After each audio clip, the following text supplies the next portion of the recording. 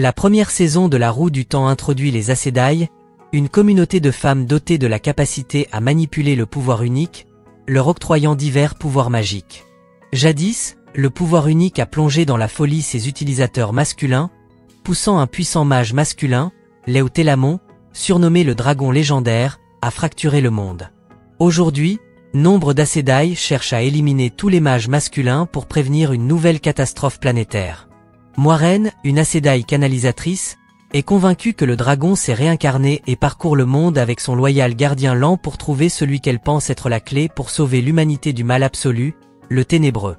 Moiraine et Lan identifient 4 potentiels dragons réincarnés dans un modeste village nommé Tourivers, Ran, Mat, Perrin et Egwene. Ran éprouve un amour de longue date pour Egwene, qui aspire à devenir la sagesse du village, ou guérisseuse principale, un rôle lui interdisant le mariage. Quand le Ténébreux envoie ses créatures, les Trollocs, attaquer Tourivers pour éliminer les candidats, Moiraine les aide à repousser l'assaut. Moiraine sauve le village avec succès et triomphe des Trollocs, mais au cours du combat, Perrin tue par mégarde sa femme, Layla, et Nynaeve, la sagesse du village, est enlevée. Les habitants de Tourivers fuient avec Moiraine et Lan, en route vers la Tour Blanche, siège des Aes Sedai. Pour échapper aux Trollocs à leur trousse, le groupe s'aventure dans les ruines maudites de Shadar Logoth. Dans ces ruines, le groupe se disperse. Mat découvre un énigmatique poignard noir, le vole et s'enfuit avec Ran. Perrin et Egwene s'échappent ensemble, tandis que Lan fuit avec une Moiraine blessée avant de rencontrer Nynaeve, qui a éliminé ses ravisseurs Trollocs et cherche à retrouver ses compagnons de Tourivers. Alors que Ran et Mat poursuivent leur périple, le poignard volé commence à corrompre Mat par son obscurité, pendant que Ran découvre sa force surhumaine. Lorsqu'un Fade, un monstre serviteur du Ténébreux, attaque Ran et Mat, ils sont secourus par un mystérieux et puissant étranger nommé Tom, qui combat le Fade et permet aux 2 amis de s'enfuir. Perrin et Egwene croisent un groupe pacifique appelé les Tinker durant leur voyage, où Perrin apprend que ses crises de colère peuvent le lier au loup, tandis qu'Egwene découvre qu'elle est une canalisatrice. Le duo est capturé par les Manteaux Blancs, qui souhaitent éradiquer toute magie et torturent cruellement Egwene pour qu'elle révèle son lien avec le pouvoir unique. Egwene et Perrin exploitent leurs nouvelles aptitudes pour contrer les Manteaux Blancs et s'échapper. Moiraine, Lan et Nynaeve rejoignent un groupe d'Aes Sedai ayant capturé Logain, un mage masculin prétendant être le dragon réincarné. Logain brise ses entraves magiques et attaque le groupe, les blessant tous et infligeant une blessure mortelle à Lan. Nynaeve parvient à canaliser une immense quantité de magie du pouvoir unique, soignant tout le monde, y compris Lan, au bord de la mort. Les Aes Sedai unissent alors leur pouvoir pour couper définitivement Logain du pouvoir unique. Moiraine, Lan, Nynaeve et les Aes Sedai escortent ensuite Logain à Tar Valon pour son jugement. Suan Sanche, dirigeante des Aes Sedai et amante secrète de Moiraine, condamne Logain à la prison à vie. Moiraine, Lan et Nynaeve retrouvent les autres villageois de Tourivers, tous parvenus à atteindre Tar Valon.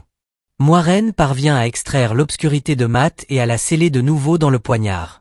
Avec les alliés réunis et guéris, et un nouvel ami Ogier nommé Loyal, le groupe se dirige vers une porte magique menant potentiellement à l'œil du monde, où ils affronteront le Ténébreux emprisonné et identifieront le véritable dragon réincarné. En entrant dans la Wegat, Mat choisit de rester en arrière pour tracer sa propre voie.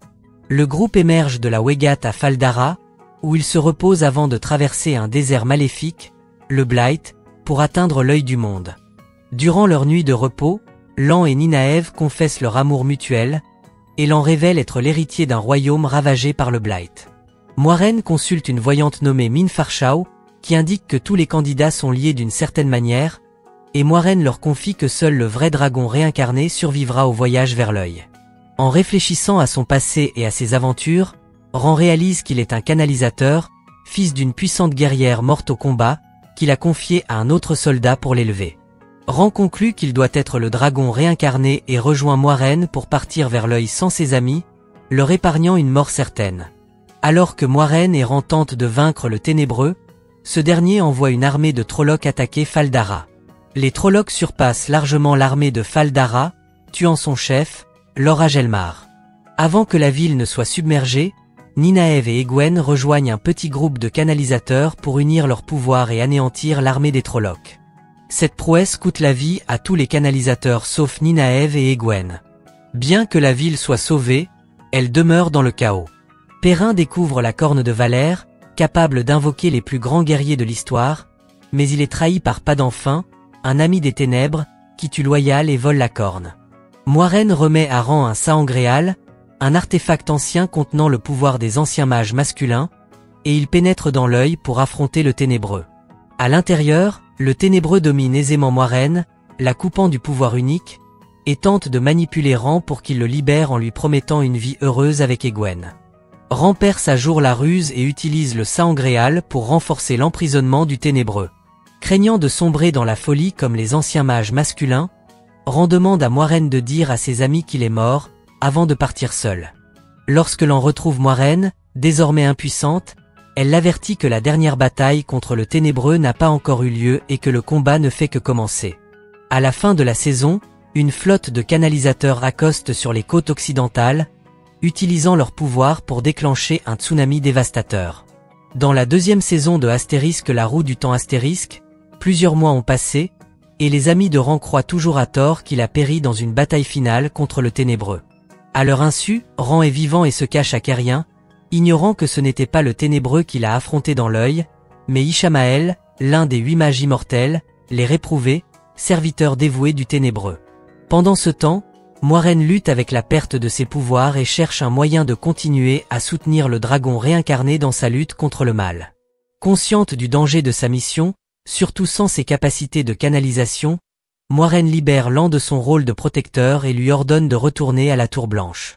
À la Tour Blanche, Nynaeve et Egwene sont novices, s'entraînant pour devenir Aes Sedai. Nynaeve peine à canaliser à volonté, n'y parvenant qu'en état de colère ou de peur. Liandrin, une Aes Sedai, propose de guider Nynaeve, bien qu'elle soit interdite de former des novices après la mort de l'une d'elles.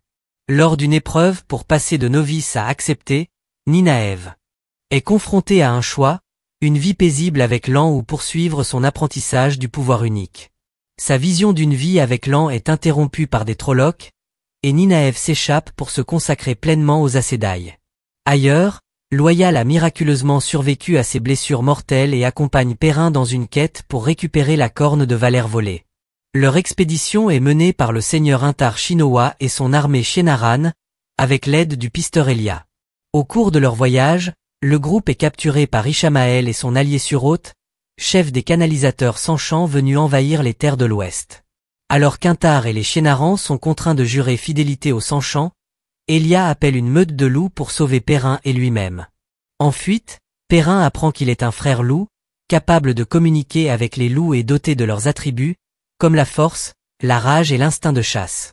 Grâce à ses nouveaux pouvoirs, Perrin se lie d'amitié avec un loup nommé Hopper, et il planifie de libérer les Shienaran. En chemin, Perrin tombe sur un camp de manteaux blancs et libère une femme captive, Avienda, qui rejoint sa mission. Pendant ce temps, Liandrin informe Nynaeve et Egwene que Perrin et les Shienaran ont été capturés par les Sanchant, les poussant à fuir la Tour Blanche avec leur nouvelle amie Hélène pour les sauver. Malheureusement, Liandrin se révèle être une Aja Noire, une Aes Sedai au service du Ténébreux, et capture les 3 jeunes canalisatrices. En secret, Liandrin a aussi emprisonné Mat pour étudier les effets du poignard sur lui. En tentant de s'évader, Mat découvre que Liandrin détient également la voyante Minfarshao, tourmentée par des visions sombres, dont une où Mat poignarde Ran. Liandrin libère finalement Mat, mais charge Mine de l'accompagner. Au cours de leur voyage, Ishamael rend visite à Mine, promettant de la libérer de ses visions si elle conduit Mat à Caerhien. À Caerhien, Ran vit avec une aubergiste, Selene, avec qui il a entamé une romance. En travaillant dans un asile, Ran rencontre Logain, emprisonné. Ran demande à Logain de l'aider à maîtriser le pouvoir unique sans sombrer dans la folie, mais Logain affirme que c'est impossible. Alors que Ran et Selene approfondissent leur relation, Moiraine arrive pour tuer Selene, révélant qu'elle est l'Enféar, une réprouvée au service du Ténébreux. Ressuscitée par ses pouvoirs obscurs, l'Enféar pousse Moiraine et Ran à fuir Caerhien.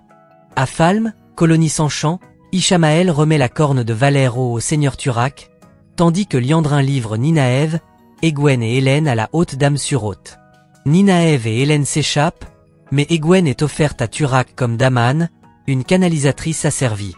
Pendant ce temps, Moiraine guide Ran dans le monde des rêves pour découvrir le plan d'Ishamael, mais il y trouve l'Amphéar, qui tente de le détourner de Moiraine, affirmant être la seule à pouvoir le protéger d'Ishamael. L'Amphéar révèle aussi qu'Egwene est captive des 100 champs à Falme. À Caerhien, Ran retrouve Mat, et les deux amis partagent leurs épreuves récentes. Alors que Ran se prépare à sauver Egwene, Min convainc Mat de ne pas l'accompagner, craignant qu'il ne tombe dans le piège d'Ishamael et ne tue Ran, comme dans sa vision. Mais alors que Ran part pour Falme, Lan et Suansanche, chef des Aes Sedai, l'intercepte, déclarant que le dragon réincarné est trop précieux pour risquer sa vie. Lan apprend de Logain qu'Ishamael n'a pas coupé Moiraine du pouvoir unique, mais l'a bloqué. Ran demande à Contrecœur l'aide de l'Amphéar pour s'échapper, et la réprouvée attaque Suan, permettant à Ran de fuir avec Moiraine et Lan, réconciliés. Grâce à Logain, Ran brise le bouclier bloquant la magie de Moiraine, lui rendant ses pouvoirs. À Falme, tous convergent. L'Amphéar téléporte Moiraine et Lan sur une plage, laissant Ran affronter seul la ville, où il tue Turak et ses hommes. Ishamael réalise que l'Amphéar trahit le Ténébreux pour exploiter le dragon réincarné. Désespéré, Ishamael réunit Mat avec le poignard noir, espérant qu'il tuera Ran, comme dans la vision de Minute Ishamael donne à Mat un thé révélant sa véritable nature, mais Mat refuse le poignard et s'échappe pour aider ses amis. Les manteaux blancs rejoignent la bataille contre les 100 champs, tandis que Perrin, Hopper, Avienda et leurs alliés viennent sauver Loyal et les Chienarans. Nynaeve et Hélène libèrent Egwene, qui tue son maître esclavagiste, Rhaena. Intar et Hopper périssent, mais Loyal récupère la corne de Valère, que Mat utilise pour invoquer une armée de héros, renversant la bataille. Ran, Egwene, Nynaeve, Perrin et Mat affrontent Ishamael. Le réprouvé bloque la connexion de Ran au pouvoir unique avec des navires sans champ et tente de le rallier aux Ténébreux. Mat, forcé par Ishamael, poignarde accidentellement Ran, accomplissant la prophétie de Minute. L'Amphéar avait stratégiquement placé Moiraine près des navires sans champ, que Moiraine détruit, levant le bouclier sur Ran. Ran canalise alors sa magie dans l'épée de son père, tuant Ishamael. L'épée est détruite, marquant la main de Ran d'un héron. Ran est proclamé dragon réincarné, sauveur du monde. Mais l'Amphéar découvre que tous les réprouvés ont été libérés et viendront bientôt pour Ran et ses alliés.